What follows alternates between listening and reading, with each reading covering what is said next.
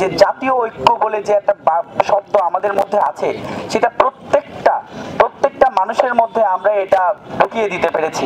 জাতীয় ঐক্যের কারণে যে বন্যার্থদের পাশে যে মানুষগুলো এইভাবে এসে দাঁড়িয়েছে, সেটা আসলে আমাদেরকে নতুন করে আবার বাঁচতে শেখানোর একটা অনুপ্রেরণা জুগিয়েছে।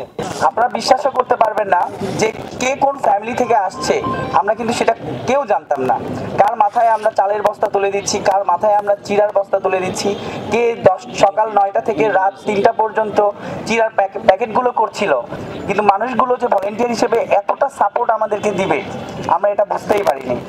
সকাল 8টা থেকে রাত 12টা, রাত 10টা, মোট 14 ঘন্টা হয় এবং এখানে আপুরা ধৈর্য সহকারে সকাল 8টা থেকে 14টা ঘন্টা বসে থাকতো এবং তাদের এই যে ধৈর্য, আমার মনে হয় না যে আসলে আর কেউ পারতো কিনা, তারা সেটা ধৈর্য নিয়ে পুরোটা টাইম করেছে। এবং এখানে ক্যাশ কালেকশনে যেটা মনে হয়েছে যে প্রথমত হচ্ছে মানুষের যে, এটাকে সবাই বলে দেশপ্রেম, আমি বলবো দেশপ্রেম না, স্বজাতি প্রেম। মানুষ যে এখানে এসে যেভাবে অকৃপণ হাতে টাকা দিয়ে গিয়েছে, তাতে মনে হয়েছে যে তারা যে তার দেশের একটা অংশের মানুষ খারাপ আছে, সে চায় যে তারা ভালো থাকুক। বুথে আমাদের অনেক ব্যাংক এসেছে, অনেক আবেগ অনুভূতি এখানে ছিল, অনেক গহনা এসেছে, অনেক ছোট ছোট বাচ্চারা এসেছে, তাদের অনেকের আবার শখ যে এখানে দিবে, দেখা যায় সে হয়তো অন্য কোথাও দিয়েছে আবার সে এখানে দিবে।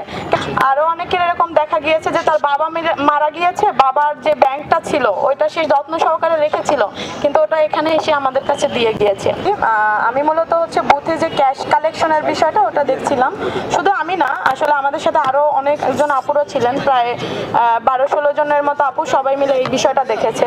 এবং এখানে আমার অভিজ্ঞতা, অনেক কিছু নতুন অভিজ্ঞতা হয়েছে। যেটা প্রথমত বলবো যে আমরা কিন্তু প্রথমে কয়েকদিন বুথ সকাল 10টা থেকে বসিয়েছিলাম, তারপরে দেখলাম যে অনেকে অফিসে যায়, অফিস যাওয়ার আগে টাকাটা দিয়ে অফিসে যেতে চায়, এখান থেকে আমরা সকাল 8টায় বুথ বসিয়েছিলাম। তো সকাল 8টা থেকে রাত 12টা, রাত 10টা, মোট 14 ঘন্টা হয় এবং এখানে আপুরা ধৈর্য সহকারে সকাল 8টা থেকে 14টা ঘন্টা বসে থাকতো এবং তাদের এই যে ধৈর্য, আমার মনে হয় না যে আসলে আর কেউ পারতো কিনা, তারা সেটা ধৈর্য নিয়ে পুরোটা টাইম করেছে। এবং এখানে ক্যাশ কালেকশনে যেটা মনে হয়েছে যে প্রথমত হচ্ছে মানুষের যে, এটাকে সবাই বলে দেশপ্রেম, আমি বলবো দেশপ্রেম না, স্বজাতি প্রেম। মানুষ যে এখানে এসে যেভাবে অকৃপণ হাতে টাকা দিয়ে গিয়েছে, তাতে মনে হয়েছে যে তারা যে তার দেশের একটা অংশের মানুষ খারাপ আছে, সে চায় যে তারা ভালো থাকুক এবং তারা আমাদের উপরে যে তাদের যে বিশ্বস্ততার জায়গাটা, সেটাও স্পষ্ট হয়ে উঠেছে। এমনও হয়েছে যে তারা অনলাইন ব্যাংকিং এও বিশ্বস্ততা বিশ্বাস রাখে না, তারা এখানে এসে সরাসরি আমাদের দিতে চায়।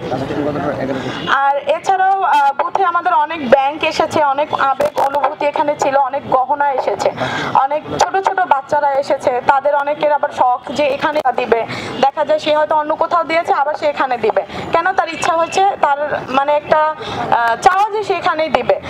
আরো অনেকের এরকম দেখা গিয়েছে যে তার বাবা মারা গিয়েছে, বাবার যে ব্যাংকটা ছিল ওইটা সে যত্ন সহকারে রেখেছিল, কিন্তু ওটা এখানে এসে আমাদের কাছে দিয়ে গিয়েছে।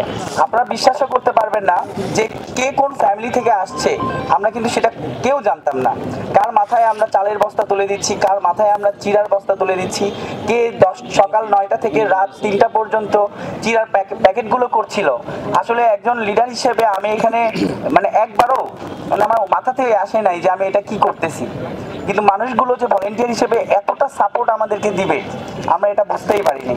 আমার ব্যক্তিগত অনুভূতি থেকে যেটা আমি বুঝতে পারলাম যে জাতীয় ঐক্য বলে যে একটা শব্দ আমাদের মধ্যে আছে, সেটা প্রত্যেকটা মানুষের মধ্যে আমরা এটা ঢুকিয়ে দিতে পেরেছি।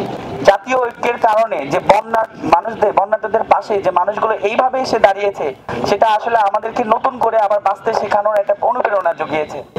আশা করছি যে দেশের দ্বার প্রান্তে দাঁড়িয়ে যে দেশকে বিপদ থেকে রক্ষা করার জন্য ছাত্র এবং নাগরিক সমাজ যে বারবার উঠে আসবে, এটাই আমরা ব্যক্ত করছি।